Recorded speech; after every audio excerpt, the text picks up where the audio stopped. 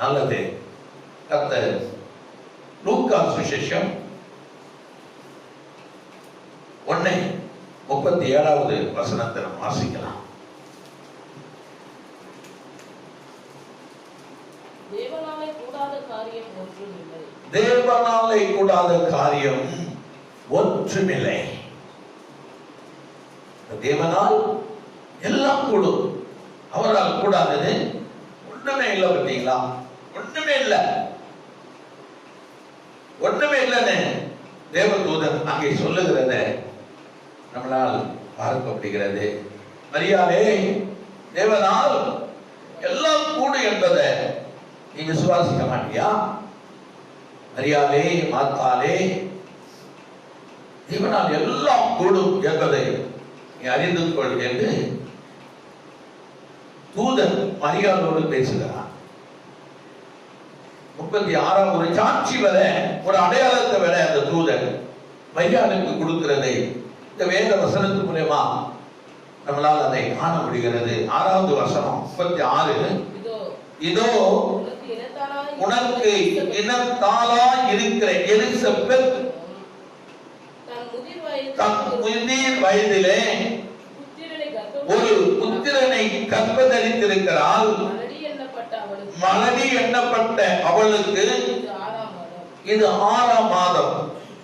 ஏன் அதை சொல்லுகிறார் தூதன்?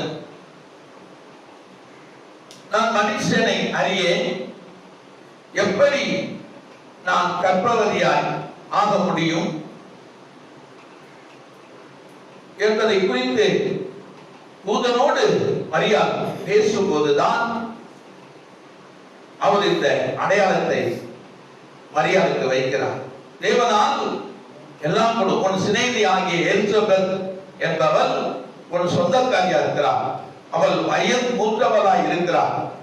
அவளுக்கு 6 மாதம் அவள் பிள்ளைத்தாட்சியாய் இருக்கிறார். உன்னால இதை நம்ப முடியுமா என்று தூதன் மரியாளோடு பேசிக் கொள்கிறார்.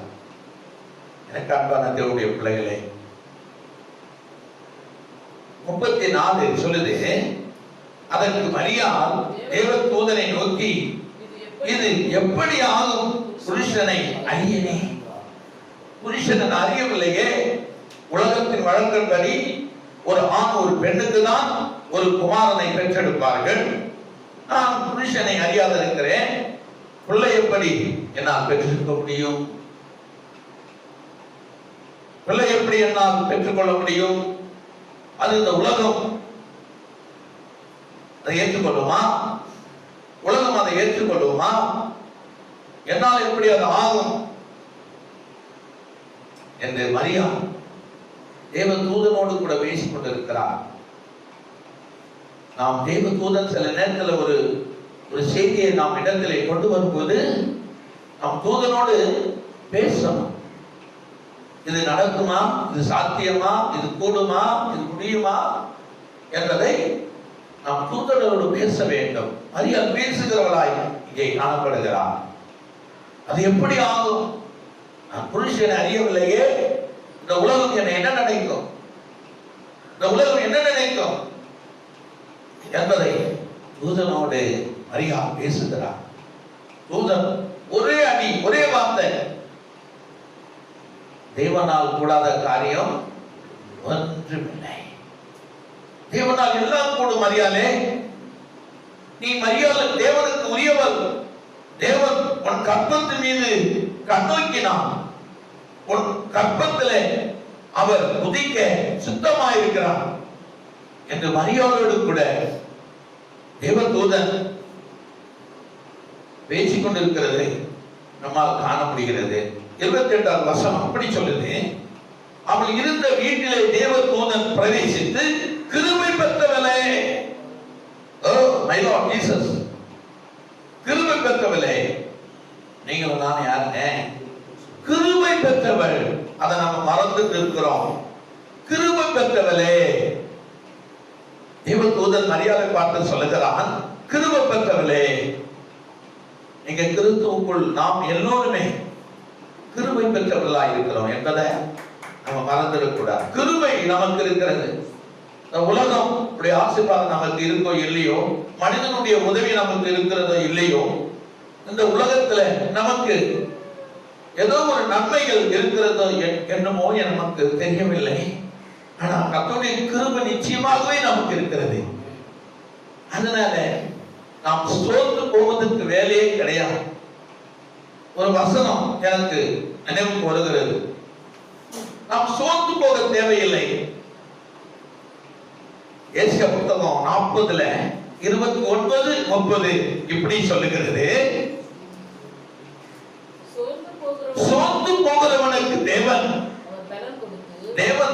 அவனுக்கு பலன் கொடுத்து தத்துவம் இல்லாத அந்த குடும்பத்துக்கு மனுஷிக்கு தத்துவத்தை பெருக பண்ணுகிறான்.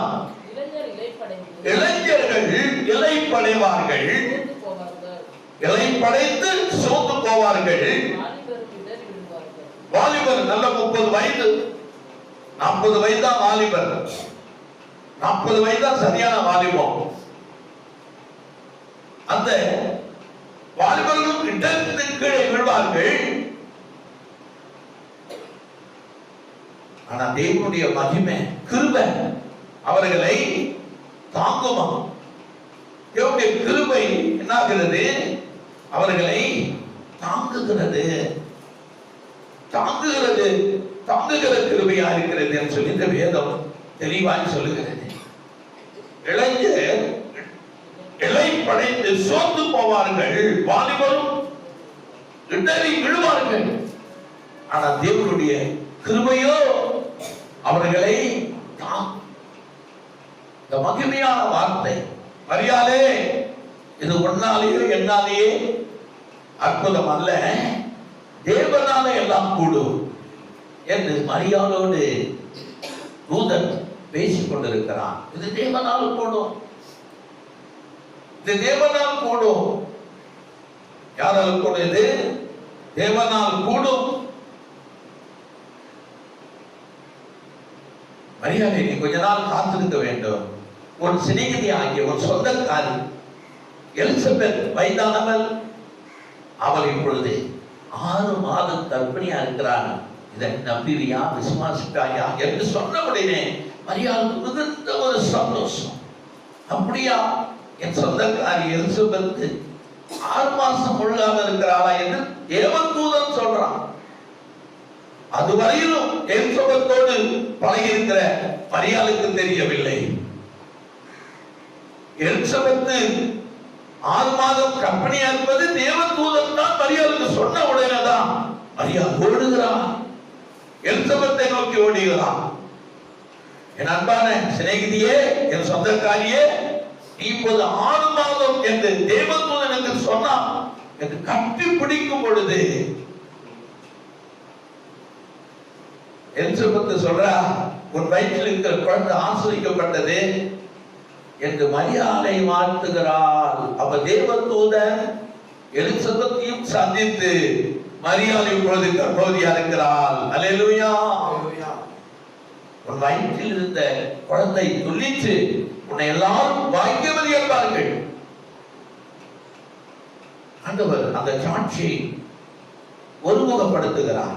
தெய்வம் அற்புதம் செய்கிறவர், அதிசயம் செய்கிறவர், உண்மையை காக்கிறவர், உண்மையை உலகத்துக்கு கொண்டு வருகிறவர், உனக்கும் எனக்கும் கொண்டு வருகிற என்பதை சகோதரிகள் மத்தியில ஆண்டவர் யார் என்பதை அந்த 2 சொந்தங்களும் மரியாளும் எலிசபெத்தும் பேசி மகிழ்ந்தார்கள் என்று வேதம் தெளிவுபடுத்துகிறது.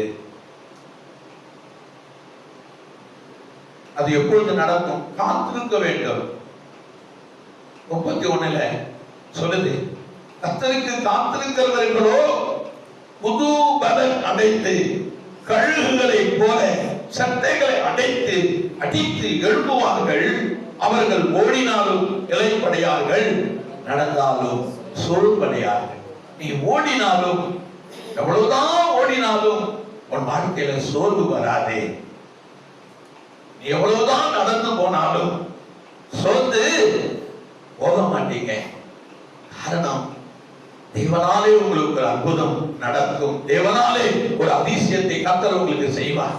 தேவனாலே நீங்கள் ஆசிரியப்பட்டவர்கள், தேவனாலே நீங்கள் உயர்த்தப்பட்டவர்கள், தேவனாலே நீங்கள் பெருக ஆசீர்வதிக்கப்பட்ட பல அழைக்கப்பட்டு இருக்கிறீர்கள் என்றுதான் இந்த லூக்கா சுவிசேஷம் நமக்கு அறிவிக்கிறது.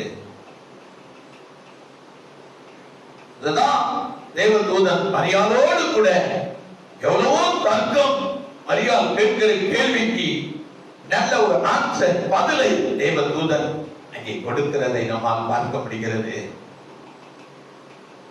சொன்னா தேவனால் எல்லாம் கூடும், கூடாதது ஒன்றுமே இல்லை, எல்லாம் கூடும்.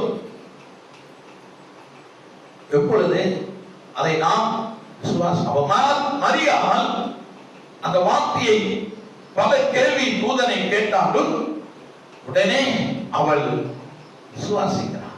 இந்த வேதவசனம் அதுதான் சொல்லுகிறது.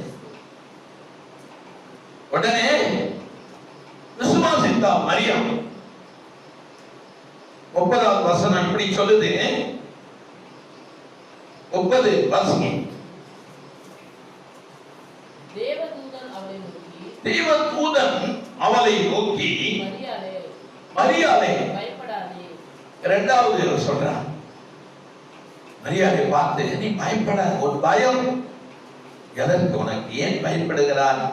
ஆண்டவருடைய ஆசீர்வாதம் உன்னிடத்திலே சுதந்திரமாய் வந்திருக்கிறது.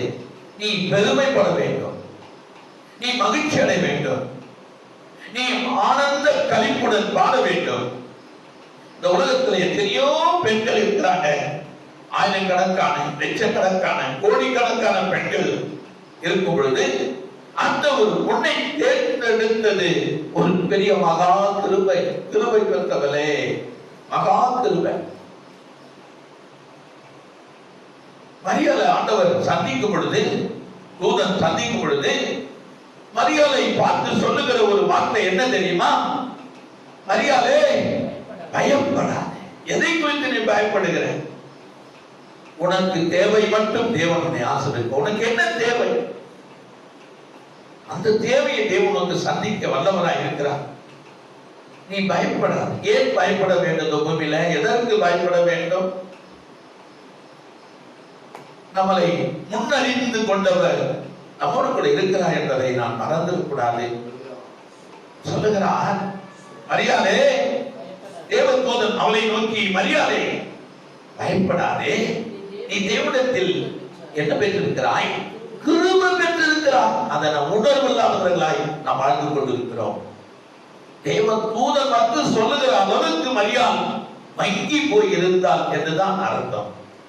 ஆனா பக்தியில புத்திசாலி, ஆண்டவரை தேடுவதில்லை, ஆண்டவரோடு இருப்பதில்லை, மகிழ்வதில்லை, களி கூறுவதில்லை, புத்திசாலியா இருந்ததுனாலதான் தேவன் தூதன், தேவனால் அனுப்பப்பட்ட தூதன் மரியாளிடத்திலே வந்து பேசிக் கொண்டிருக்கிறான். மரியாளே, நீ கிருபை பெற்றவன், நீ தேவனிடத்தில் கிருபை பெற்றவன். இதோ நீ கர்ப்பவதி ஆகி ஒரு குமாரனை பெறுவாய், அவருக்கு இயேசு என்று பெயரிடுவாயாக. அனுப்பப்பட்டவர் நீ, தேவனுடைய குமாரனை நீ சுமக்க வேண்டிய ஒரு ஆசீர்வாதத்தை தேவன் கொடுத்திருக்கிறார், மகிமையை கொடுத்திருக்கிறார். இன்னைக்கு ஆண்டவர் நமக்கெல்லாம் பரிசுத்த ஆவியானுடைய வல்லமையை பெற கிருபை தந்திருக்கிறார். ஆண்டவருடைய பிள்ளை, ஆண்டவருடைய மகள், ஆண்டவருடைய மகன் என்பது ஒரு பிரதிநிதித்துவமாக இருக்கிறது. ஒரு கிருபை தேவன் நமக்கு தந்திருக்கிறார். ஆண்டவர் மரியாளை சந்தித்த உடனே அவர் சொன்னார், மரியாளே பயப்படாதே, நீ தேவனிடத்தில் என்னத்தை பெற்றிருக்கிறார்? கிருபை பெற்றிருக்கிறார். நம்ம எல்லாரும் சகோதரிகளே, நீங்கள் கிருபை பெற்றவர்களாக இருக்கிறீங்க. மகிழ்ந்து களி கூறுங்க, களிப்பாய் ஆம்பரியுங்கள், ஆண்டவரை தொழுது கொள்ளுங்கள். உங்கள் குடும்பத்துக்காக நீங்கள் மன்றாடி ஜெபியுங்கள். ஆனா உங்கள் கிருபையை கொடுத்துட்டார். இனி ஒரு கிருபை உங்களுக்கு இல்லை. மரியாதை, நீ தேவனிடத்திலிருந்து கிருபை பெற்றிருக்கிறார். இந்த ஆண்டவர் மரியாளோடு பேசுகிறார். 34 சொல்றார் பாருங்களேன். 34 அதற்கு மரியாள் தேவதூதனை நோக்கி, இப்படி எப்படி ஆகும்? புருஷனை எப்படி ஆகும்? அது அப்படித்தான். எப்படி ஆகும் என்ற ஒரு கேள்வியை, எப்படி இது ஆகும், என்னால் ஆசீர்வதிக்க முடியுமா, நான் பூமியில் ஆசீர்வாதமா வாழ்வனா, சுகமா வாழ்வனா, என்னுள்ள வியாதி தீருமா, என் பிரச்சனைகள் தீருமா, இது எப்படி ஆகும் என்ற கேள்வியை மரியா தேவன தூதனுக்கு முன்பாக வைக்கிறார். எப்படி ஆகும், இது சாத்தியமா, இது நடக்கக்கூடியதா, இது நடக்குமா, எப்படி ஆகும், நான் ஒரு கன்னி பெண்ணா இருக்கிறேனே, எப்படி ஆகும் என்ற ஒரு கேள்வி. முடியுமா, நான் உயர்த்தப்படுவானா, ஆண்டவர் நிச்சயமா என் கை பிரியாதத்தை ஆசீர்வதிப்பாரா, என் குடும்பம் ஆசீர்வதிக்கப்பட முடியுமா, திடீரென்று நாம் ஆசீர்வதிக்கப்பட்டா இந்த உலகம் அதை நம்புமா? அல்லேலூயா. உலகத்தை குறித்து ஆண்டவருக்கு தெரியும், உலக மக்களை குறித்து ஆண்டவருக்கு தெரியும். அதுக்கு ஒரு சொல்யூஷன் வச்சிருப்பார். அந்த ஜனங்க ஆண்டவர் நம்ம மீது கருணையா இருப்பதை, ஆசீர்வதிப்பதை, நம்மளை உயர்த்துவதை குறித்து ஒரு சொல்யூஷன் தேவை வைத்திருப்பார். அந்த சொல்யூஷனை கொண்டுதான் நம்மளை உயர்த்துவார். திடீரென்று அரசாங்கம் நம்புமா? நான் திடீர்னு பெரிய ஒரு கோடீஸ்வரன் ஆயிட்டேனா, பக்கத்து வீட்டுக்காரர்கள் என்னை குறித்து புகார் கொடுப்பார்கள், கவர்மெண்ட் அதை நம்புமா? இதெல்லாம் பல கேள்வி. ஆனாலும் தேவன் தப்பித்துக் கொள்வதற்கு ஒரு சொல்யூஷனை வைத்துதான் ஆண்டவர் நம்மளை வழி நடத்துவார். ஒரு சொல்யூஷன் உண்டு, ஒரு போக்கு உண்டு, ஒரு வழி உண்டு என்பதை தேவன் ஒரு சொல்யூஷனை வைத்திருக்கிறார். எனக்கு அன்பான தேவனுடைய பிள்ளைகளே, உடனே அவர் 37 சொல்றாரு, மரியாதையே தேவனால் எல்லாம் கூடும். தேவனால் கூடாத காரியம் ஒன்றுமில்லை. தேவனால் எல்லாம் கூடும். உனக்கு செய்ய வேண்டியதை அவர் செய்ய வல்லவராய் இருக்கிறார். இயேசுவோடு தூதன் பேசிக் கொண்டிருப்பான். பிதாவோடு தூதன் இலைப்பாரிக் கொண்டு செய்தியை தன் மரியாதையிடத்திலே கொண்டு வந்து சொல்லும் போது அவன் ஆச்சரியப்பட்டான். இது எப்படி ஆகும்? இது நடக்க சாத்தியமா? நடக்கும். பரிசுத்த ஆவி உன்னிடத்தில் நிழலிடுவான். பரிசுத்த ஆவி உன்னிடத்தில் நிழலிடுவான். அவர் நிழலிடும் போது நீ கர்ப்பமாவாய்.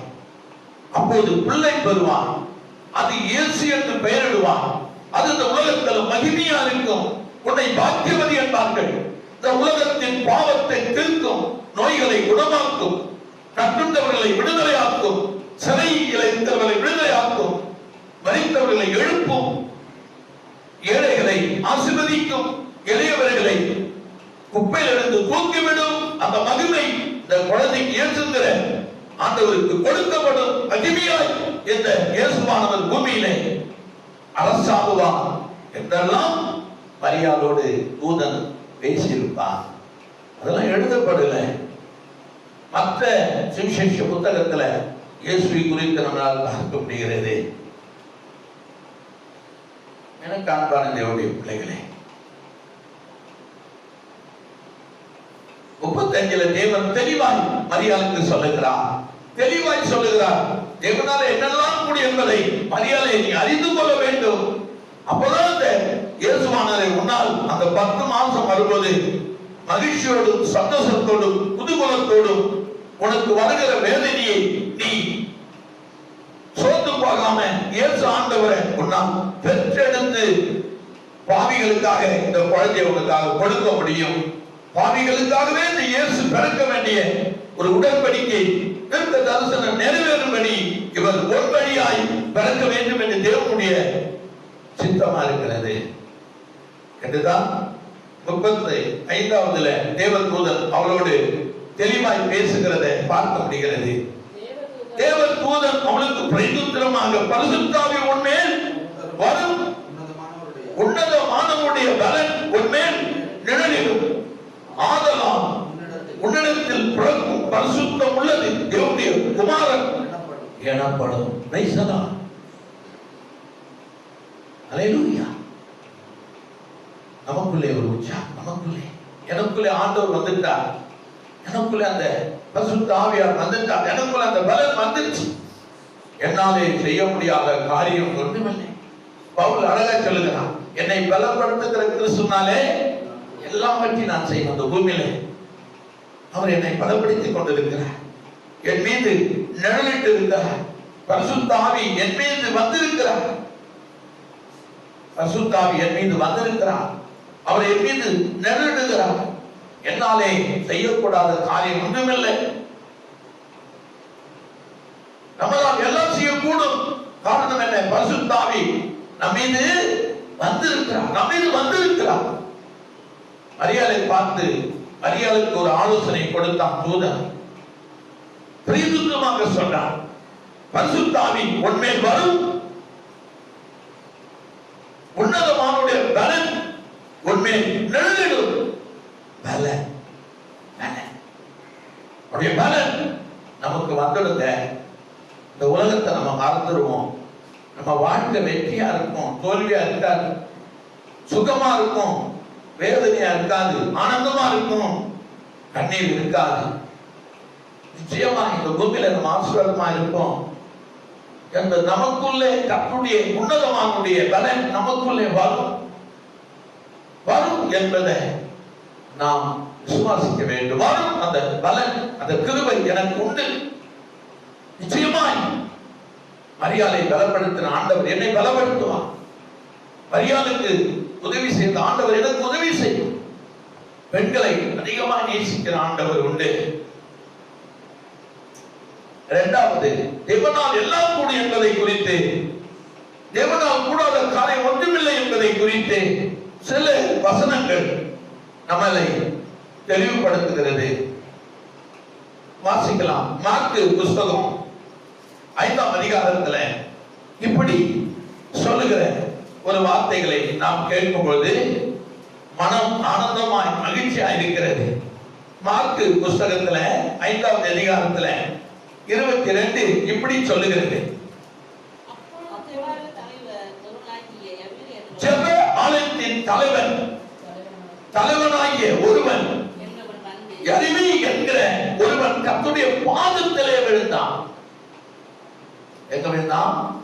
அவர் தேவாலயத்தின் தலைவன், போதிக்கிறவர், கர்த்தருடைய வார்த்தையை போதிக்கிற ஒரு மனுஷன் ஆண்டுடைய பாதத்தில் விழுந்தான். தேவனால் கூடாத காரியம் ஒன்றுமில்லை, ஒன்றுமில்லை. தேவனுடைய பாதத்தில் விழுந்து என்ன சொல்லுகிறான்? என் குமாரத்தி மரண அவஸ்தை படுகிறார், அவள் ஆரோக்கியம் அடைபடிக்கு நீர் வந்து அவள் மேல் உமது கைகளை வையும், அப்பொழுது பிழைப்பாள். ஆண்டவராகிய இயேசு கிறிஸ்துவை மிகவும் மிகவும் வேண்டிக் கொண்டார். மிகவும் மிகவும் வேண்டிக் கொண்டிருக்கான் பாருங்க. அந்த காலத்திலே அவர் தேவாலயத்திலே அவர் போதிக்கிறவனாய், அந்த சபைக்கு தலைவனாய், கர்த்தருடைய வார்த்தையை சொல்லுகிறவனாய் யபி என்ற ஒரு மனுஷன் அங்கே காணப்பட்டான். அல்லேலூயா. ஆண்டவர் அவனை பார்த்து, அநேகர் அவனை பார்த்து சொல்லுகிறார்கள். ஆனால் ஆண்டவர் அவனோடு கூட பேசுகிறது என்ன என்பதை 23 நம்ம வாசிக்கிறோம். என் குமாரத்தி மரண அவதிப்படுகிறாள், அவள் ஆரோக்கியம் அடைபடிக்கு நீர் வந்து அவள் மேல் உமது கைகளை வைக்கும் பொழுது அவள் பிழைப்பாள் என்ற ஒரு விசுவாசம் அவனுக்குள்ளே இருக்கிறது. பிழைப்பாள், அவள் உயிரோடு பிழைப்பாள் என்பது எனக்கு நம்பிக்கை இருக்கிறது. ஆண்டவரே இயேசுவே, தேவனால் முடியாத காரியம், தேவனால் கூடாத காரியம், கர்த்தரால் ஆகாத காரியம் இந்த பூமியில எதுவுமே இல்லை என்பதை நாம் முதல் வழக்கமாய் அதை ஏற்றுக்கொள்ள வேண்டும். எதுவுமே முடியாது, கூடாது, அடையாது, செய்ய முடியாது, போக முடியாது, நடக்காது, வேகாது, முளைக்காது, கனி கொடுக்காது என்பதை குறித்து நம்ம வாய்களினால் எந்த தடையையும் நம்ம கொண்டு வந்துட முடியாது, கூடாது. அது தேவனுக்கு இழப்பானது. தேவன் ரொம்ப வெட்கப்படுவாராம். மரியாதை கூட என்னால முடியாது நம்ம சொல்லல. ஐயோ அது என்னால எப்படி முடியும் சொல்லவில்லை. அது எப்படி ஆகும் என்று பணிவுடன் கேட்டார். அது எப்படி சாத்தியம்? அது சாத்தியமா அது எப்படி ஆகும்? நான் கல்யாணம் பண்ணாதவன், கன்னிப்பேன். விளக்கம் கொடுக்கிறான், முடியும். அது 3 விளக்கம் கொடுக்கிறார். பரிசுத்த ஆவி உன் மீது வருவார், உன்னதமானவர் உன்னிடத்துல அவருடைய பலம் உனக்கு இருக்கும், பரிசுத்த ஆவி உன்னிடத்துல நிழலிடுவார். 3 வாக்கியத்தை அங்கே கொடுக்கப்படுகிறது, உங்களால் காணக்கூடியது. 3 பதில் அங்கே தேவதூதன் மரியாதை பார்த்து கொடுக்கிறார். பரிசுத்த ஆவி உன்னிடத்துல வருவார், உன்னதமானுடைய பலம் உனக்கு கிடைக்கும், பரிசுத்த ஆவி உன் மீது நிழலிடுவார். அப்பொழுது உன் கற்பம் உருவாகும், நீ ஒரு குமாரனை பெறுவார்.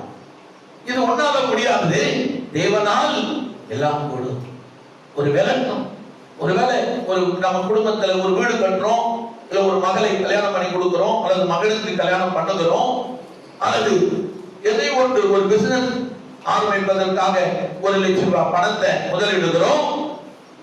அதை தேவன் பேரிலே, தேவனுடைய நாமத்திலே அதை ஜெபித்து ஆண்டவரால கொடுங்க, ஆண்டவர் நம்பி 1 லட்சம் ரூபாய் நான் முதலீடு பண்ணுகிறேன், என் மகளுக்கு ஒரு மாப்பிளைய, ஒரு மணவாளனை திருமணம் கொடுக்கிறேன், என்னிடத்தில் ஒன்றுமில்லை, என் மகனுக்கு ஒரு பெண்ணை பார்த்து திருமணம் பண்ண போகிறேன், என்னிடத்தில் ஒன்றுமில்லை, கர்த்தரால் எல்லாம் ஆகுங்க, தேவனால் எல்லாம் ஆகும். அவனை நம்பிதாங்க இந்த திருமணத்தை நான் ஒழுங்கு செய்திருக்கிறேன், இந்த வீட்டை ஒழுங்கு செய்திருக்கிறேன், இந்த பிசினஸ்ல 1 லட்சம் ரூபாய் முதலீடு பண்ணிருக்கிறேன், தேவனால் எல்லாம் கூடுங்க. இந்த நம்பிக்கை நமக்குள்ளே வரும்போதுதான் அந்த நம்பிக்கையை தேவன் நிறைவேற்ற வல்லவராக இருக்கிறார்.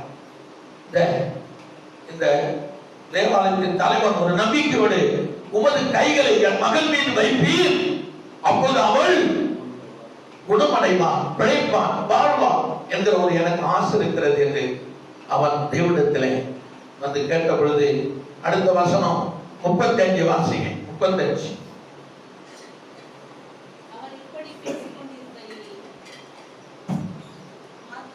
இவன் இப்படி பேசிக் கொண்டிருக்கிறாங்க. அந்த மகளை பெற்ற தகப்பன் தேவனிடத்தில் பேசிக் கொண்டிருக்கும் போது வேறு ஒருவன் பதில் வருகிறது பாருங்க. நல்லா நீங்க புரிஞ்சுக்கணும், வேற இடத்துல இருந்து ஒரு பதில் வருது. என்ன பதில் வருது? அவர் இப்படி இயேசுவோடு பேசிக் கொண்டிருக்கும் பொழுது தலைவனுடைய வீட்டிலிருந்து சிலர் வந்து, உம்முடைய குமாரத்தி மரித்து போனால் இனி ஏன் போடுவரை வருத்தப்படுது என்றார். இதுதான் அவிசுவாசம், இதுதான் அவிசுவாசம். எப்போதும் நீ ஆண்டவரை கேட்டுக் கொண்டது போதும், ஜெபித்தது போதும், உபவாசம் பண்ணது போதும், நீ போதகரை என்ன பண்ணாத, வருத்தப்படுத்தாத. எங்க வந்து சொல்றாங்க, அந்த யபீரிங்கிற அந்த தேவ ஆலயத்தின் தலைவனிடத்தில் வீட்டில இருந்து ஒரு செய்தி வருது. என்ன வருது? சுருக்கமா சொல்லுங்க. அவர் போதகரை இங்க வருத்தப்படுத்தவனா, உன் மகன் என்ன ஆயிட்டா, மறுத்து போயிட்டா. நீ ஜெபம் பண்ணி, நீ கோயிலுக்கு போய் நீ உபவாசம் இருந்து ஒன்னும் பிரயோஜனம் அல்ல. நீயும் வருஷ கணக்குல தான் ஜெபம் பண்ற, உன் பலவீனம் உன்னை நீங்கிறது இல்லையே, உனக்கு ஒரு குழந்தை இல்லையே, நீ என்ன தரித்திரத்தானே இருக்கிற, நீ போதகரை நீ வருத்தப்படுத்தாத, நீ இன்னும் தரித்திரத்தானே இருக்கிற, இன்னும் உனக்கு ஒன்றும் கூடி வரலையே, நீ இன்னும் அவசரிக்கப்படலையே, உலக கடவுளெல்லாம் விட்டு நீ இயேசு கிட்ட போனியே, இயேசு உன்னை அப்படியே தானே இருக்க, நீ இனி போதகரை வருத்தப்படுத்தாத, உன் மகள் மறித்து விட்டான், நீ இனி ஏழையாதான் இருப்ப, நீ பணக்காரன் ஆக முடியாது, நீ உயர்ந்திருக்க முடியாது, நீ ஆராதிக்கிற இயேசு உனக்கு ஒன்றும் உதவி செய்ய மாட்டான் என்று நாம சொல்லிக் கொண்டிருக்கிறோம். உடனே பதில் வருது, பிசாசு உன் பக்கத்துல இருப்பான் என்பதை நீ மறந்துடக்கூடாது. உன் அருகாமையில் இருக்கிறான், உன் உறவுகள் உன்னை பார்த்து சொல்லும், உன் சொந்தம் உன்னை பார்த்து சொல்லும். ஏன்? உன் வீட்டாலே உனக்கு சத்துருவா என்று சொல்றார். உலகத்தால் உனக்கு சத்துரு அல்ல, உன் வீட்டாலே உனக்கு சத்துரு. உடனே அந்த வீட்டுல இருந்து ஒரு செய்தி வருகிறது. அப்படிதான் எழுதிருக்கு, வீட்டில இருந்து ஒரு செய்தி வருதான். நீ போதகரை என்ன பண்ணாத, வருத்தப்படுத்தாத, உன் மகள் மரித்து போயிட்டான். ஏன் போதகரை போய் வருத்தப்பட்டிருக்கிறார், விடு, அவர் ஊழியம் செய்யட்டும் என்பதை குறித்து எழுதப்பட்டிருக்கிறது. என்பதை குறித்து தான் எழுதப்பட்டிருக்கிறது. இப்படி பேசிக் கொண்டிருக்கையில் ஜெப ஆலயத்தின் தலைவனுடைய வீட்டில் இருந்து சிலர் வந்து உடைய குமாரனை மரித்து போனார், இனி ஏன் போதகரை வருத்தப்படுத்துகிறேன் என்றார்கள். வருத்தப்படுத்த ஏன் கோயிலுக்கு போற, ஏன் ஜெபம் பண்ற, ஏன் வருத்தப்பட, ஏன் பட்டினியா இருக்கிற? அவ்வளவுதான்.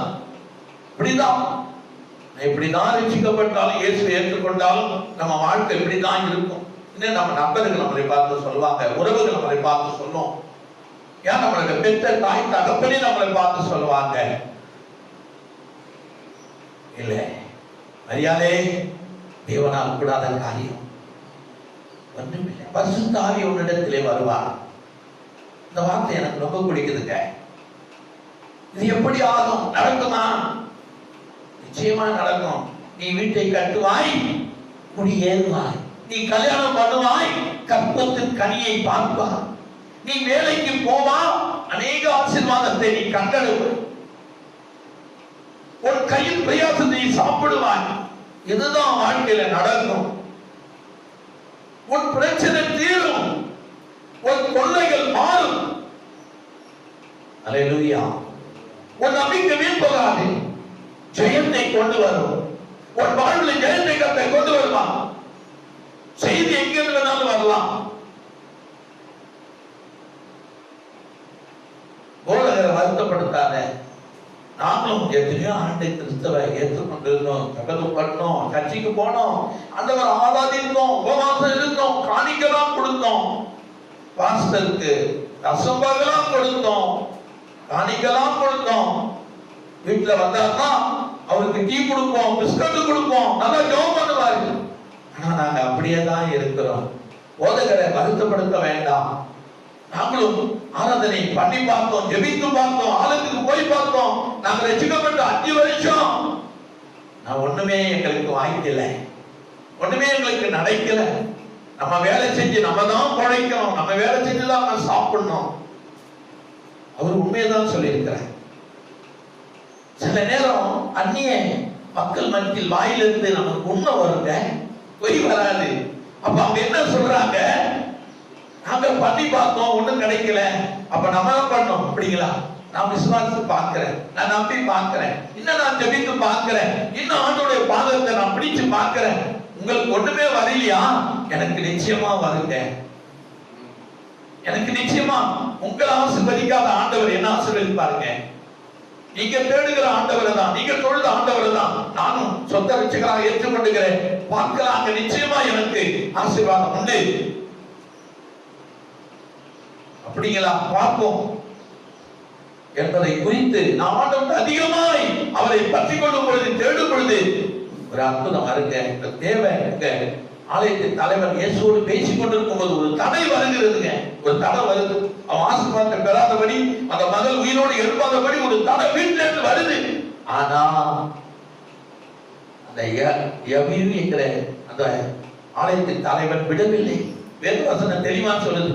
அடுத்த வசனம் சொல்லுது பாருங்களேன், 35 36.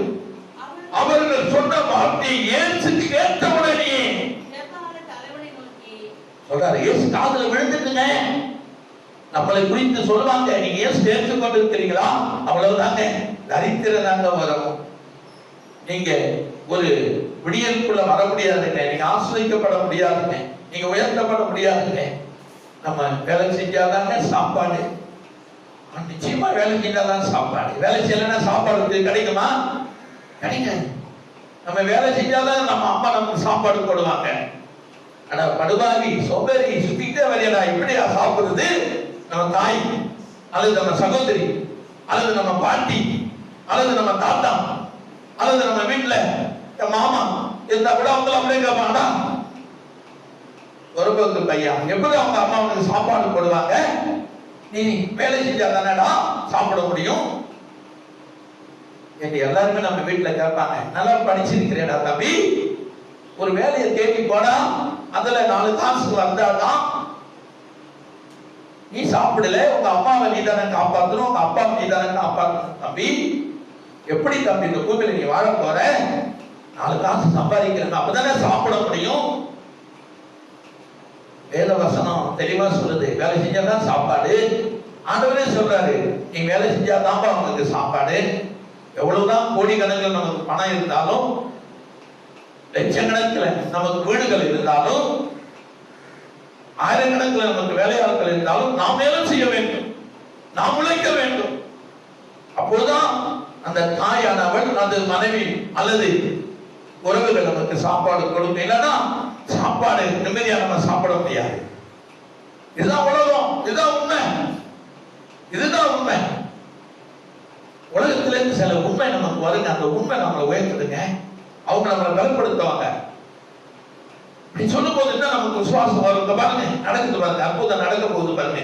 வேறு வார்த்தை 36 அவர்கள் சொன்ன வார்த்தையை இயேசு கேட்டவுடனே ஜெப ஆலயத்தின் தலைவனை நோக்கி, பயப்படாதே, விசுவாசம் உள்ளவனாயிரு, நான் உன்னை உயர்த்த போறேன், அவங்க சொல்றதை கேட்காத.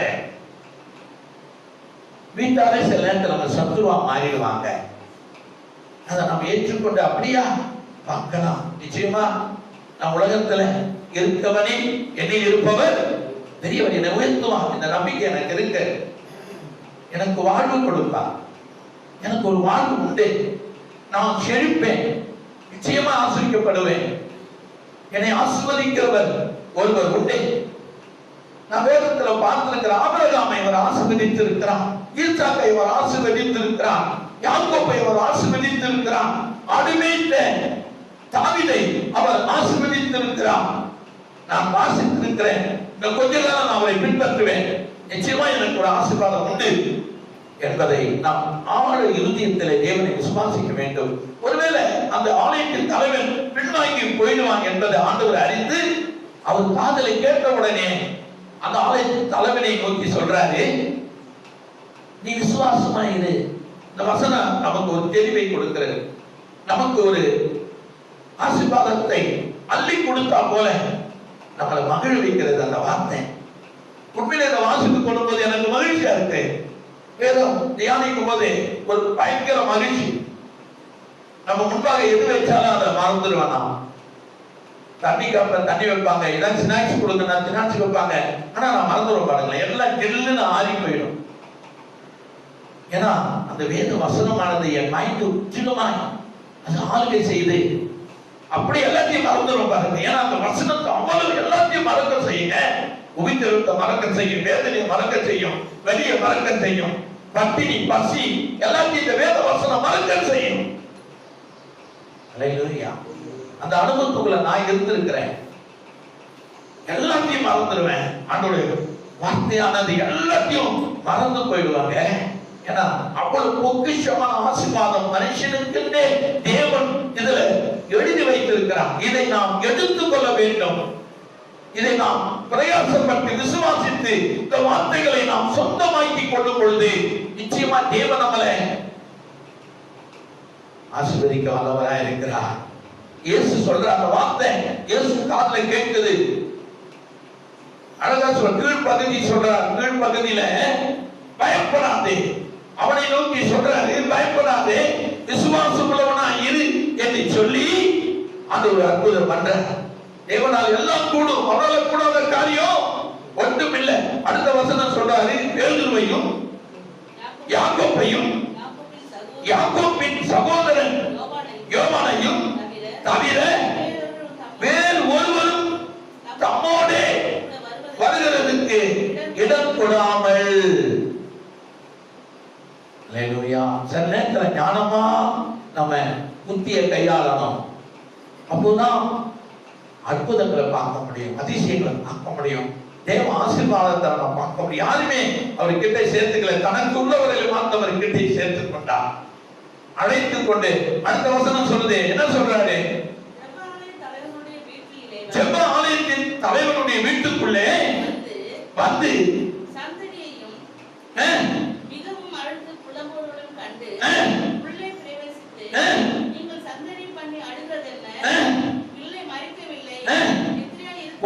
ஒரு சொல்யூஷன் கொடுக்கிறார். ஒரு சொல்யூஷன் ஆண்டவர்கிட்ட இருக்கு பாருங்க. உலக மக்கள் அழுது சடிதி அடித்துக் கொண்டு கட்டி பிடித்து மார்பல அடித்துக் கொண்டு அப்படியே அழுவாங்க பாத்தீங்களா? மறித்த வீட்டில் அந்த மாதிரி ஆள ஆரம்பிச்சிட்டாங்க. ஆண்டவர் ஒரு சொல்யூஷன் கொடுக்கிறார். முதல் சொல்யூஷனே ஒரு விடுதலை கொடுக்கிறது. அவர் சொல்ற வார்த்தை என்ன? இவன் மரிக்கவில்லை, எப்படி இருக்கிறார்? உறங்கி கொண்டிருக்கிறார், தூங்கி கொண்டிருக்கிறார். இப்ப நான் அவளை எழுப்ப போறேன். எளிதான ஒரு வார்த்தைங்க, எளிதான ஒரு வார்த்தை தான், ஆனா பெரிய மகிமையை கொண்டு வரும். எளிதான கிறிஸ்தவ வாழ்க்கை என்பது ஒரு எளிதானது, ஆனா அவன் குடும்பம் ஒரு மிகுந்த ஆசீர்வாதத்துக்குள்ளே இருக்குங்க. ஒரு மிகுந்த ஆசீர்வாதத்துக்குள்ளே மாறிடும். இப்ப வேணா நம்ம கூட மாதிரி இருக்கலாம், வருங்காலத்துல யானையா மாத்திடுவாரு. ஒரு பெரிய ஒரு ஆசீர்வாதம் குடும்பம் மாறிடுங்க. ஒரு சாட்சியை நான் கேட்டேன். ஒரு சகோதரன் ஆண்டவரை ஏற்றுக்கொண்டார். எளிமையாக திருமணம் பண்ணினா, எளிமையாக குழந்தை குட்டி இல்ல, கஷ்டப்பட்டான். எல்லாம் சொன்னாங்க இயேசுக்கு ஓடுற குழந்தை பாய்க்க இல்ல, ஒரு ஆசீர்வாதம் இல்லை, பழையது வெங்காயம் இப்படிதான் சாப்பிட்டு கொண்டிருக்கிறேன். ஆண்டவர் ஜெபிக்க, ஆண்டவர் இந்த உலகம் என்னை இப்படி சொல்லுகிறது, ஜெபிக்கிறவனாய் காணப்பட்டான், முழங்கால் போட்டான். ஆண்டவர் சொன்னார், பயப்படாத சிறுமந்தையே, நான் உனக்கு உதவி செய்வேன். ஒரு வார்த்தை அந்த சகோதரனுடைய காதல உழைத்துக் கொண்டே இருந்தது. பயப்படாத, பயப்படாத, நான் உன்னை ஆசீர்வதிப்பேன். கொஞ்ச நாள் கடந்து ஆண்டவர் சொன்னார், உனக்கு ஒரு குமாரனை கொடுப்பேன். ஆண்டவர் ஒரு குமாரனை கொடுத்தார். ஆண்டவர் அப்புறம் ஜெபமணி போ, இந்த வீட்டுக்கு போ, அந்த வீட்டுக்கு போ, அவர்களை என் நாமத்தில் சுகமாக்க சொல்லி கொஞ்சம் கொஞ்சமா அவன் ஜெபித்து ஜெபித்து ஜெபித்து எங்கு பார்த்தாலும் சுகம், ஆரோக்கியம், பலன் உண்டாயிற்று. அவன் ஆண்டவர் ஒரு நிலைமைக்கு அவனை கொண்டு வந்துட்டான். வேற ஊழியத்திலே முழு நேரம் ஊழியம் பார்த்த ஒரு சகோதரன் ஆசீர்வாத தேவன் அள்ளி கொடுத்தாரா. உறவுகள்லாம் தேடி வந்தது. சாட்சி கேட்டேன், சால்வேஷன் டிவில தான் அந்த சாட்சியை நான் கேட்டேன். உறவுகள் தேடி வந்தது, சொந்த பந்தம் தேடி வந்தது. அவங்க வீட்டு உறவுக்கு போனா, ஊர் வீட்டுக்கு போனா சாப்பாடு உள்ளே இருந்து வெளியே கொண்டு வைப்பாங்களாம். சாப்பிட்டு ரொம்ப கேவலமா அந்த ஊழியக்காரனை வழி நடத்தி இருக்காங்க. ஆனா ஒரு காலம் வந்தது, ஒரு நேரம் வந்தது, உறவுகள்லாம் கூப்பிட்டு அவங்க படுக்கிற அறையில படுக்க வச்சுட்டு அவங்க எல்லாம் வெளியே பார்த்துப்பாங்களாம். ஊழியக்காரனுக்கு செக்யூரிட்டியா இருந்திருக்காங்க பாருங்க. இந்த சத்தியத்தை கேட்ட உடனே நம்மளே ஒரு விசுவாசி வீரன், நமக்கு மேல ஒரு வீரன் இருக்கிறானா என்பதை என்னையே சிந்திக்க வச்சதுங்க. நானே ஒரு விசுவாச வீரன். பாருங்க, பல செய்தி நம்மளே கீழே மயக்க வரபடி செய்கிறது.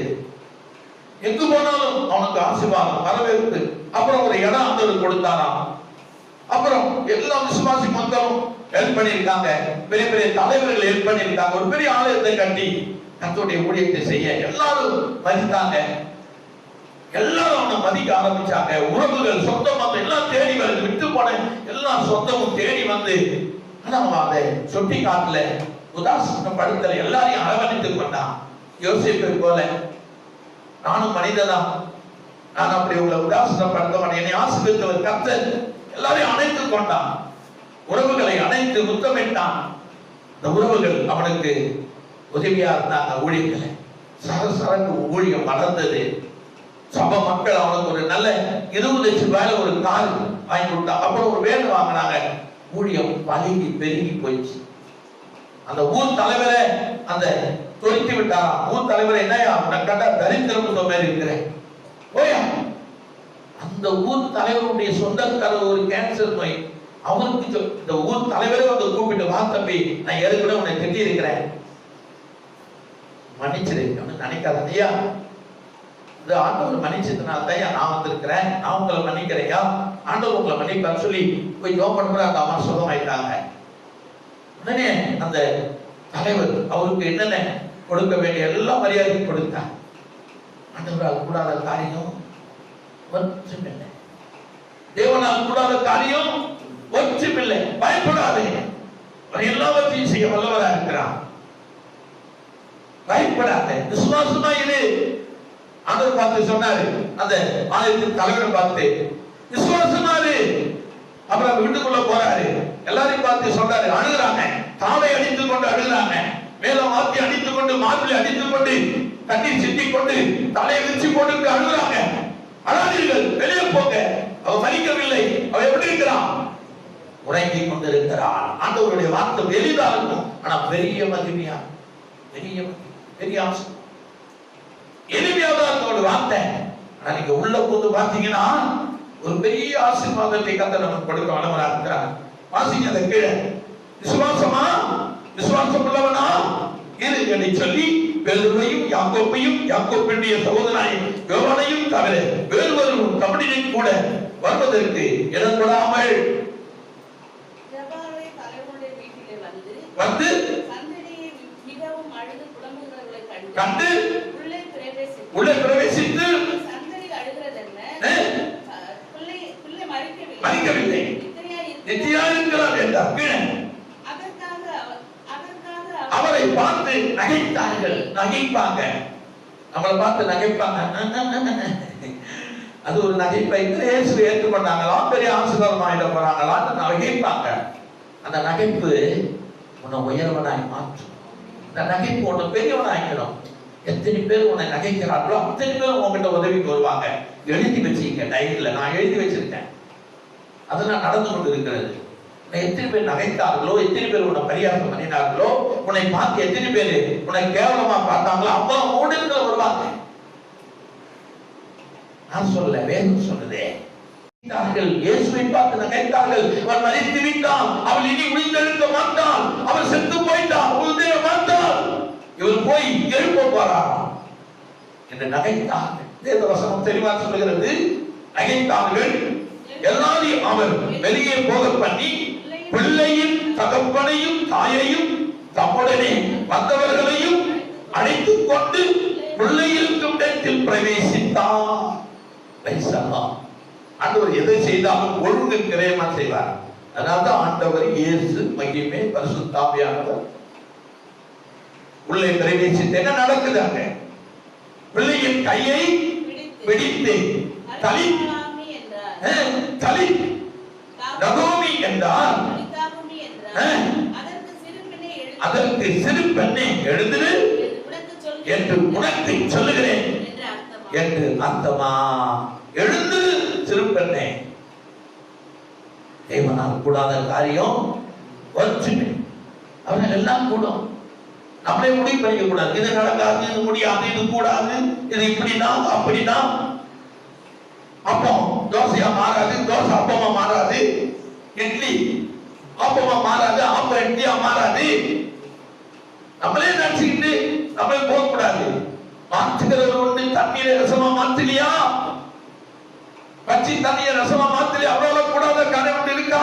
என் வாழ்க்கையை மாற்ற அவ்வளவு கூடும், என் உழைப்பை அவ்வளவு மாற்ற அவ்வளவு கூடும், என் பிள்ளைகளை ஆசிரியருக்கு அவ்வளவு கூடும், என் வேலைகளை ஆசிரியருக்கு அவ்வளவு கூடும், என்னுடைய பிசினஸ் ஆசிரியருக்கு அவ்வளவு கூடும், என் குடும்பத்தை பெருக பண்ண அவ்வளவு கூடும்.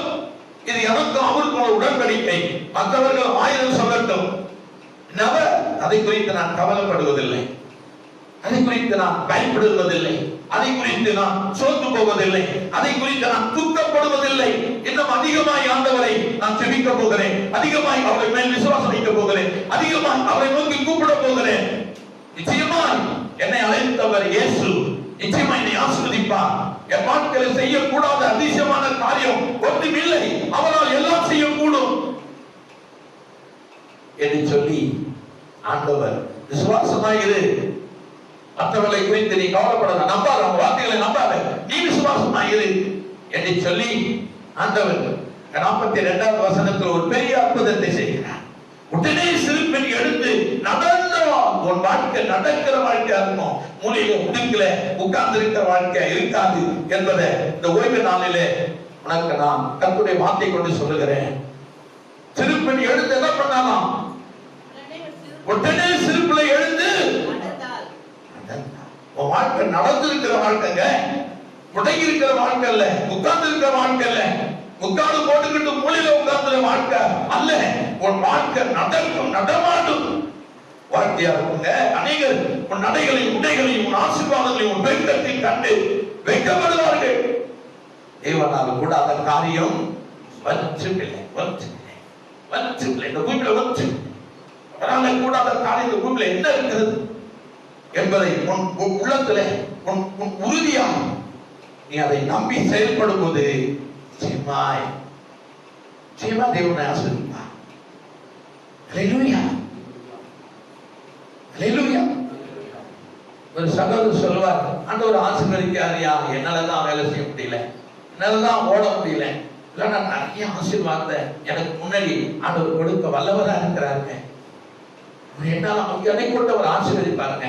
நான் எனக்கு தான் நேரமும் இல்லை, முடியலைங்கய்யா, எல்லாரையும் போய் பார்க்க முடியல, அவங்களோடு பேச முடியல, சில நேர சந்தர்ப்பம் எனக்கு வாங்கிக்கலைங்கன்னா நிறைய சம்பாதிக்க முடியுங்க. அதுவே ஒரு பெரிய ஆசீர்வாதங்க. ஆண்டவருடைய நாமம் நீ உயர்த்தும் பொழுது, நாமத்தை உயர்த்தும் போது அவராலே கூடாத காரியம் ஒன்றும் இல்லை.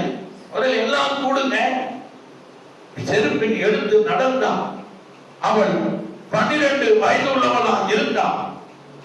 அவர்கள் மிகுந்த ஆச்சரியப்பட்டு பிரமித்தார்கள். உன் குடும்பத்தை கண்டு, உன்னை கண்டு, உன் பிள்ளையை கண்டு, உன் கணவனை கண்டு, உன் மனைவியை கண்டு இந்த உலகம் பிரமித்துங்க. அதுக்கு இடம் கொடு. தேவன் அற்புதம் பண்ண இடம் கொடு. தேவன் உன்னோடு வாசம் பண்ண இடம் கொடு. அவர் உனக்கு ஆலோசனை கொடுக்க இடம் கொடு. அவர் உன்னோடு அமர இடம் கொடு. அவர் உன்னோடு புசிக்க இடம் கொடு. உன் பிசினஸ்ல இயேசுவை ஒரு பார்ட்னராக சேர்த்துக் கொள்ளு, இடம் கொடு. உன் வீட்டுல இயேசுவுக்கு முதல் இடத்தை கொடு. இயேசுவுக்கு முதல் இடத்தை கொடு. உன் பிசினஸ்ல முதல் இடத்தை கொடு. உன்னுடைய ஜெபத்துல முதல் இடத்தை கொடு. ஆலோசனையில முதல் இடத்துல ஆண்டவருக்கு முதல் இடத்தை கொடு. தேவனால் கூடாத காரியம் ஒன்றுமில்லை, ஒன்றுமில்லை. அவரால் எல்லாம் கூடும், எல்லாம் கூடும். கூடாத காரியம் ஒன்றுமே இல்லை. இயேசுவால் எல்லாம் கொடுக்க. இது எப்படி ஆகும்? எப்படி ஆகும்? இது ஆண்டவர் பார்த்து மரியா தேவதூதன் எப்படி ஆகும்? சரியான ஆன்சர் கொடுக்கிறார்கள். அவரு என்ன கொடுக்கிறாரு? பரிசுத்த ஆவி உன்மேல் வரும். அதுதான் பரிசுத்த ஆவியை நாங்க பெற சொல்றோம். பயம் வராது. நாளைக்கு நடக்க வேண்டியது உனக்கு போதிப்பாரு. இந்த 35வது வசனம் சொல்லுது பாருங்களேன். 1 லூக்கா 1:35. தேவதூதன் அவருக்கு பிரதித்திரமாக, வார்த்தைக்கு வாங்க. பரிசுத்த ஆவி உன் மீது வரும்.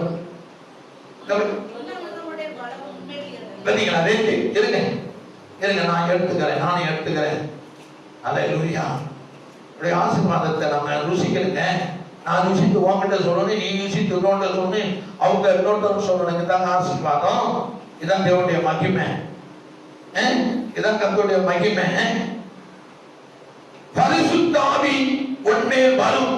உன்னதமானுடைய பலன் உன்மேல் நிழலிடும். ஆதலால் உன்னிடத்தில் பிறக்கும் பரிசுத்தம் உள்ளது. இதான் 3 வார்த்தை. எவர்தி கிளீன், சுத்தமாச்சு பாருங்க. தடையே இல்லை. வெள்ளம் பெறுவதற்கு தடை இல்லை, கேள்விக்கு தடை இல்லை. அதோட எல்லாத்தையும் தூக்கி போட்டார். அவங்க இருதயத்தை ஸ்திரப்படுத்திட்டார். இந்த 3 வார்த்தை தான். 3 வார்த்தை பிரீதுத்தமாக உண்மையாய் நடக்க போக சொல்றார். பிரீதுத்தமாக பரிசுத்த ஆவி உன்மேல் வரும். உன்னதமானுடைய பலன் உன்மேல் நிழலிடும். ஆதலால் உன்னிடத்தில் பிறக்கும் பரிசுத்தம் உள்ளது. அது 2வது பரிசுத்தம் உள்ளது. அவ்வளவுதான். தேவனா 3வது சொல்லிட்டுதான் கீழே சொல்றாரு தேவதூதன். தேவனால் கூடாத காரியம் ஒன்றுமில்லை. தேவனால் கூடாதது ஒன்றுமில்லை. அவரால் எல்லாம் கூடும். மரியாதை விசுவாசி, விசுவாசி சகோதரனை விசுவாசி. உன்னால உன்னை கொண்டு உன் குடும்பத்தை ஆசீர்வதிப்பார். உன்னை கொண்டு குடும்பத்தை ஒரு பெரிய ஆசீர்வாதம் குடும்பமாய் மாற்றுவார். உன்னை கொண்டு உன் தொழிலை ஆசீர்வதிப்பார். உன்னை கொண்டு உறவுகளை ஆசீர்வதிப்பார். உன்னை சார்ந்திருக்கிற மக்களை ஆசீர்வதிப்பார். உன்னை கொண்டு உன்னை நம்புகிறவர்களை உன்னை கொண்டு ஆசீர்வதிப்பார். உன் பின்னே வருகிறவர்களை உன்னை கொண்டு உயர்த்துவார். நீ அதற்கு அடையாளமா இருப்ப, முதன்மையா இருப்ப, கமாண்டிங்கா இருப்ப, ஆசீர்வாதத்துக்கு வழியா இருப்ப. உன் மூலியமா உன் குடும்பம், உன் சொந்தம், உன் பந்தம், உன் தொழில், உன் வீடு, உன் பிள்ளைகள் எல்லாம் கனி கொடுக்கிறவர்களாய் கர்த்தர் மாற்றுவான். எல்லாவற்றையும் உனக்கு தேவனுக்கு மாற்ற வல்லவராக இருக்கிறார் என்பதை மறந்து விடாதீர்கள். தேவனாலே கூடாத காரியம் ஒன்றுமில்லை. சிம்பிளா நடக்கணும். அவரால் எல்லாம் முடியுங்க. அவரால் எல்லாம் முடியும். பல விஷயம் உங்களுக்கு நான் சாட்சிகளை நிறைய சொல்லி இருக்கிறேன். அவரால் எல்லாம் முடியும். அவரால் எல்லாம் முடியும்.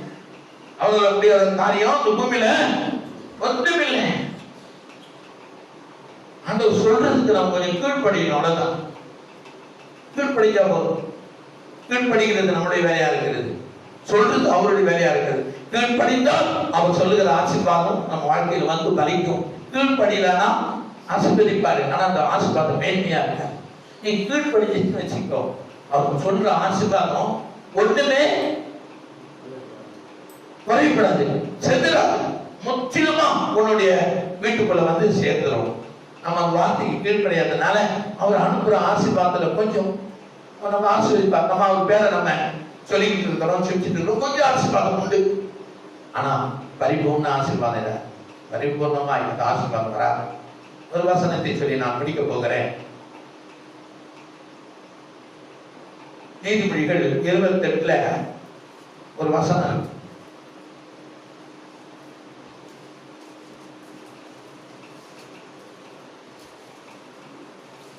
ஹல்லேலூயா. நான் முடிக்கிறேன்.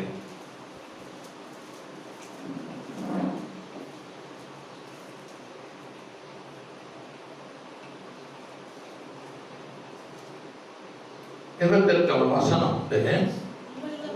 உண்மையுள்ள மனுஷன் பரிபூர்ண ஆசீர்வாதங்களை பெறுவான்.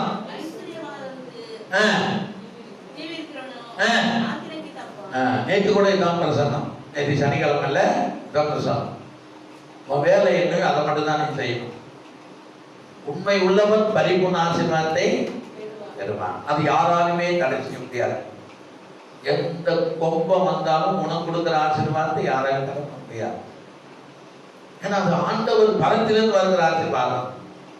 வானத்தையும் பூமியும் உண்டாக்குன கர்த்தரிடத்திலிருந்து எனக்கு ஆசீர்வாதம் வருகிறது. அதை ஒருவரும் தடைப்பட முடியாது. உனக்கு விரோதமாய் மந்திரம், மாந்திரம், பில்லி, சுனை, கத்தி, ஏவல் இதெல்லாம் ஒன்றும் பலிக்காது. ஆனா ஏற்கனவே அவர் எல்லாத்தையும் எரிச்சு போட்டார். உன் வீட்டுக்குள்ளே கொண்டு வச்சாலும் அது எரிஞ்சு போயிடும், அது தீஞ்சு போயிடும். இல்லைன்னா பறந்து கடல்ல போய் விழுந்துரும். அது மேல நமக்கு எந்த விதமான சந்தேகமே நமக்கு தேவையில்லை. ஆனா உண்மையுள்ள மனுஷன் பரிபூர்ண ஆசீர்வாதத்தை பெறுவான். ஐஸ்வர்யம் ஆகுவதற்கு தீவிரிக்கிறவனா ஆக்கிரிக்க தப்பான். நான் பெருகணும், நான் இப்படி இருக்கணும், அப்படி இருக்கணும். அது வந்து இயேசுவ மேல பரிதாபப்படணும். இயேசுவை நான் நினைக்கிறோம். அவருக்கு என் மகனை மலை மீது வைக்கணும், என் மகனை சிங்காசனத்துல உட்கார வைக்கணும், என் மகனை 1000 பேருக்கு அரசனா உட்கார வைக்கணும், 1000 பேருக்கு அதிபதியா உட்கார வைக்கணும். அவருக்கு தெரியும். அது நம்ம போய் தீவிரித்து இருக்கிற ஆசீர்வாதத்தை இழந்து போயிடக்கூடாது. இருக்கிற மகிழ்ச்சியை நம்ம இழந்து போயிடக்கூடாது. இருக்கிற பலத்தை நம்ம இழந்து போயிடக்கூடாது. அவருக்கு தெரியும் நம்மளை எப்படி ஆஸ்வதிக்கணும், எப்படி உயர்த்தணும், எப்படி கொண்டு போகணும் என்பது உருவாக்குறவருக்கு நம்மளை குறித்து அவருக்கு தெரியும். பெரிய ஆளாகணும், ஆசிரியமாகணும், இழந்து உள்ளதை இருக்கிறத விட்டுட்டு பறக்கிறதுக்கு போனா உள்ளது காணாம போயிடும். ஆனா நம்ம பாரத்தை கத்திருந்து இறக்கி வைத்து விட வேண்டும். இந்த வசனம் எனக்கு நம்ம ஒரு இன்பமான ஒரு வசனமா இருக்கு. 19 தெளிவா சொல்றாரு. தன் நிலத்தை பயிரிடுகிறவன் ஆகாரத்தால் திருப்தியாவான். எது காட்டுறாரு? விசுவாசித்தால் நீ திருப்தியாவாய். விசுவாசித்தால் கர்த்தருடைய மகனை காண்பாய். தேவனால் கூடாத காரியம் ஒன்றும் இல்லை. அவரே சொல்றாரு. விளக்கம் இருக்கிறது, உலகத்துல விளக்கம் இல்லை. பைபிள்ல கேள்வியும் பதில் பல்பில் இருக்கு. 19 சொல்றாரு. தன் நிலத்தை பயிரிடுகிறவன் ஆகாரத்தால் திருப்தியாவான். வீணரை பின்பற்றுகிறவனோ வறுமையில் நிலைத்திருப்பான், நிறைந்திருப்பான். வீணரை அவனை பின்பற்ற முடியுமா? அவன் எப்படி இருக்கிறான், அப்படி இருக்கிறான், தேடி இருக்கிறான், யானை மேல இருக்கிறான், குதிரை மேல போனான், சிங்காசனத்து மேல இருக்கிறான். அவன் எப்படி இருந்தா எனக்கு என்னையா? நான் எப்படி இருக்கிறேன்? இயேசு என்னை எப்படி வச்சிருக்கிறாரு? தன்னிலத்தை பயிரிடுகிறவன் தான் திருப்தி ஆவான். உனக்கு கொடுக்கிற விசுவாசத்தை நீ என்ன பண்ணணும்? அதிகரித்துக் கொள்ளே. உனக்கு கொடுக்கிற சின்ன வேலையா இருக்கலாம், அதை பெருக என்னென்ன பண்ணணும், இந்த வேலையை நான் பெருக பண்ணணும், இந்த பிசினஸ் பெருக பண்ணணும், என் வேலையில நான் உத்தமனா இருக்கணும், என் தொழில நான் உத்தமனா இருக்கணும், எனக்கு கொடுத்ததுல நான் உண்மையா இருக்கும் போதுதான் அநேகத்துல அதிகாரியா என்னை மாற்ற முடியும். வசனம் ரொம்ப தெளிவா சொல்லுது பாருங்களேன். வீரரை பின்பற்றுகிறவனோ வறுமையால் நிறைந்திருப்பான். வீரரை நம்ம பின்பற்ற கூடாது. அவன் இன்னைக்கு ஆப்பா ஓப்பா எத்தனை பேர் காணாத போயிட்டான். ஆனா ஓனா தடியெடுத்தான், கொம்பெடுத்தான், தலப்பா கட்டினான். இன்னைக்கு தலப்பா கட்டவே இல்லை. ஏன்னா மக்கள் அவனை மறந்துட்டாங்க. ஆனா இயேசு நம்மளை மறக்க மாட்டாருங்க. மனுஷன் மறந்துடுவாங்க, ஆனா இயேசு நம்மளை மறக்க மாட்டார். ஒரே ஒரு மனிதர் மறக்காத மனிதர், மனுஷனை மறக்காதவர் ஆண்டவராகிய இயேசு கிறிஸ்து மாத்திரமே. 21 சொல்றார். வேலைக்கு பதில் இருக்கு பாருங்களேன். முகத்தாட்சியம் நல்லதல்ல. முகத்தாட்சியம் உள்ளவன் ஒரு துண்டு அப்பத்துக்காக கூலிப்படையை வச்சு கொலை பண்றான் பாருங்க. அவன் ஜெயிலுக்கு போறது, தண்டனை அனுபவித்து, தூக்கு தண்டனை அனுபவித்ததான் மறந்துடுவான். அன்னைக்கு ஒரு கோட்டு, ஒரு பிரியாணி, ஒரு சிகரெட்டுக்காக என்ன பண்ணிடுறான், நண்பனோடு கூட போய் அவன் சம்பாஷம் ஆகிறதுனால பின்னாடி வருகிற விளைவுகளை அவன் மறந்து விடுகிறான். அதுதான் மனுஷனுக்கு கெட்டு போறான்.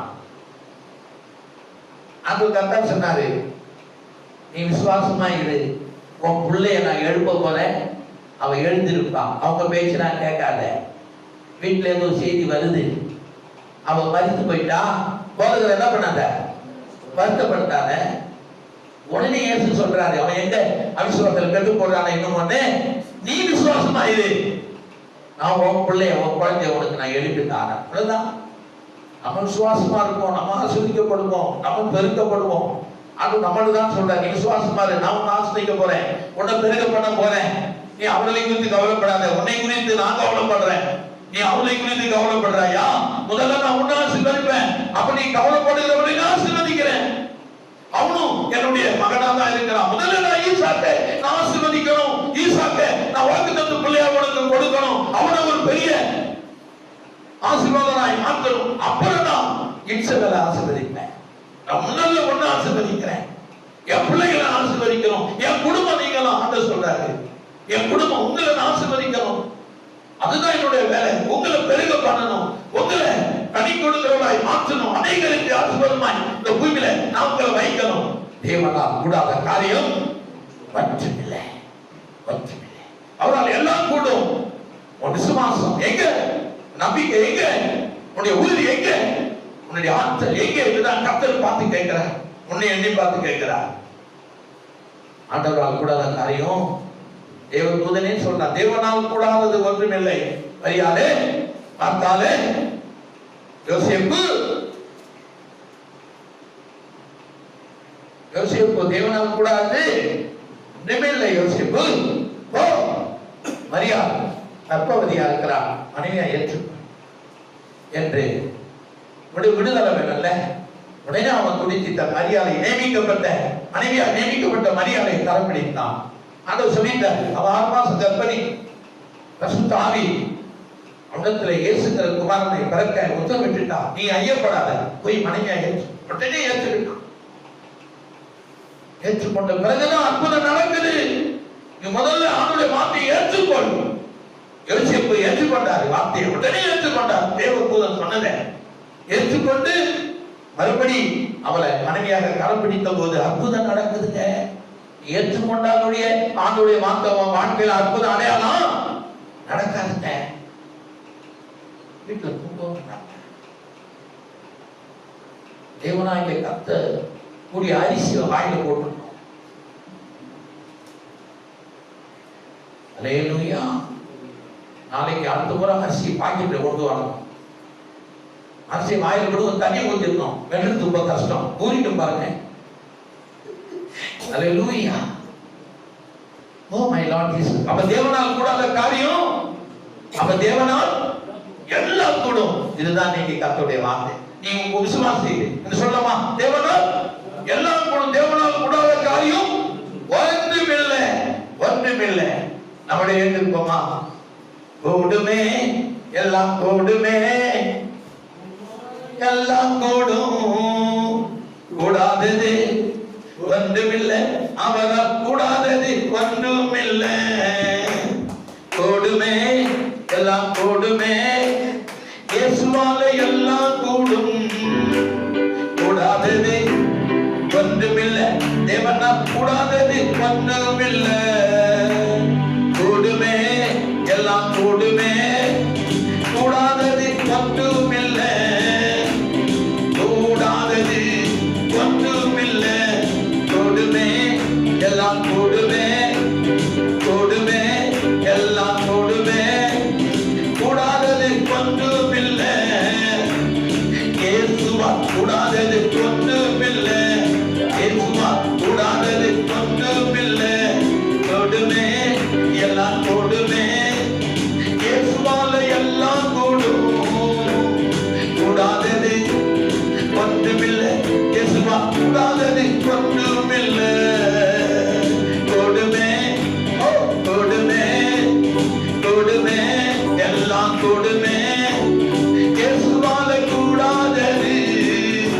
என் வாழ்க்கையில, என் வாழ்க்கையில, என் போக்கில, என் பருத்தில கூடாதது எதுவும் இல்லை. கூடுமே, எல்லாம் கூடுமே, என் பிசினஸ் எல்லாம் கூடுமே. என் குடும்பத்தில கூடாதது இயேசுவா கூடாதது. என் குடும்பத்தில் ஒன்றுமில்லையே, கூடாதது ஒன்றுமில்லையே. என் குடும்பத்தில் இயேசுவா செய்யாதது ஒன்றுமில்லையே.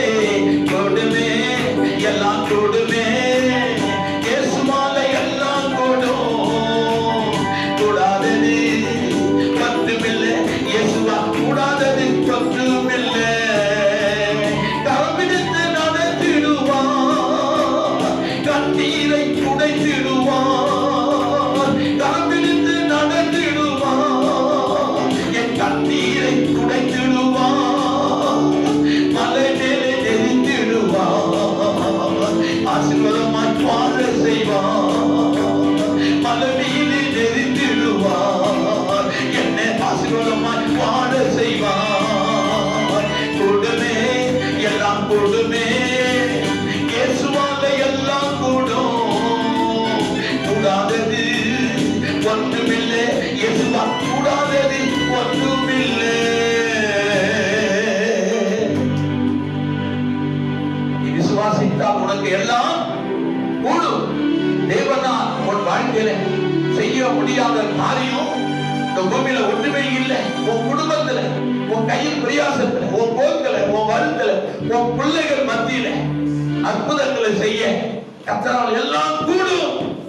என் வார்த்தைக்கு இடம் கொடு, ஒரு வார்த்தையை ஏற்றுக்கொள். நிச்சயமா தேவன் உன்னை விடுவித்து அவரால் எல்லாவற்றையும் உனக்கு செய்ய, அற்புதங்களை, அடையாளங்களை ஆசீர்வதிக்க, உயர்த்த, பலமீது இருக்கிற பத்திரமாய் மாற்ற, உன்னை சுவைக்க, உன்னை எல்லாவற்றிலும் உயர்த்த இயேசுவால கூடும் என்ற நம்பிக்கைக்குள்ளே, அறக்குள்ளே நீ வந்து அமரும் போதுதான் தேவ ஆசீர்வாதம் முழுமையா தேவன் கொடுக்க வல்லவராய் இருக்கிறார். Thank you Lord, thank you master. இதுவரையிலும் ஒரு வார்த்தைகளை சொல்ல அடியனுக்கு சொன்ன, எழுதி வைத்திருக்கிற வார்த்தைகளை அப்படியே நான் அவர்களுக்கு சொன்னேன். இதிலிருந்து ஒன்றையும் நான் கூட்டவில்லை, இந்த வார்த்தையில் ஒன்றையும் நான் குறைக்கவில்லை. அப்படியே உள்ளதை உள்ளதென்றும் இல்லாதவைகள் இல்லை என்றும் அவர்களுக்கு நான் போதித்தேன். இந்த போதனையுமானது ஆண்டவரே 30க்கு 60 100ஆய் வளர்ந்தர ஜெபிக்கிறேன். ஆசீர்வதி கேட்ட உள்ளங்கள், காதுகள், ஆண்டவரே இதயங்கள் அது அப்படியே விசுவாசித்து வாழ்க்கையில ஆண்டவரே ஆசீர்வதிக்கப்பட, உயர்த்தப்பட, அநேகருக்கு சாட்சியாய் நிறுத்தப்பட, உற்றார் உறவினருக்கு, சொந்த பந்தம் கண்களுக்கு மலர்களைப் போல செழிக்கிறவர்களாய், ஆண்டவரே ஏதேன் தோட்டத்தைப் போல ஆண்டவரே கனி கொடுக்கிறவர்களாய் மாற்றும்படியாய் ஜெபிக்கிறேன். நிச்சயமா இந்த கர்த்தருடைய வார்த்தை அவர்களை ஆசீர்வதிக்கும். தேவனால் கூடாதது இந்த பூமியிலே ஒன்றுமில்லை. இப்படியாய் மக்களை, ஜனங்களை நீர் ஆசீர்வதிக்க போவதுக்கு ஸ்தோத்திரம். நாமமாத்திரம் மகிமை அடைவதாக இயேசு கிறிஸ்து நாமத்தில் ஜெபித்தேன் நல்ல பிதாவே. ஆமென், ஆமென்.